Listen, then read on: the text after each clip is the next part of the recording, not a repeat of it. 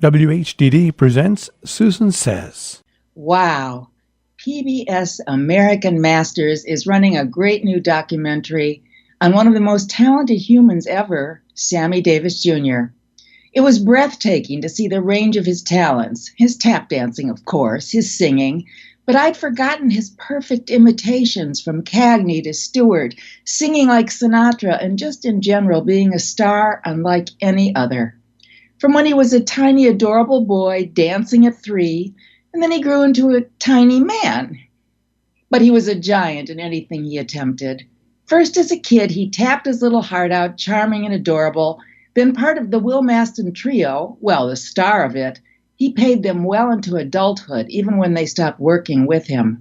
His awful army experience, he was bullied and beaten as a black man and treated terribly while he was defending America. Then his success began, only to be interrupted by a terrible car accident which lost him an eye. His love affairs, mostly with blondes, very controversial, it supposedly got him bounced from a D.C. inauguration event by JFK himself. I'm sorry to learn that. But he made up for it with, you will be surprised to learn, Richard Nixon. He was charmed by him, although he did slip at the beginning of the N-word in a phone call we hear. But Nixon honored him and had him sleep at the Lincoln bedroom, which was a highlight for Davis.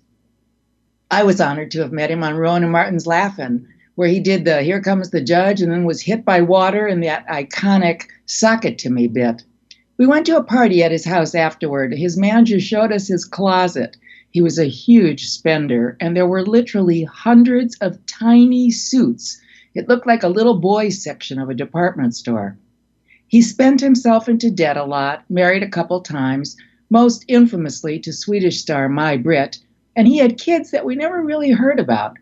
But his lasting legacy was going back to help soldiers on drugs into battle scenes, being one of the greatest all-around talents that ever was, and even not-so-nice guys like Jerry Lewis were lovely to him and helped him.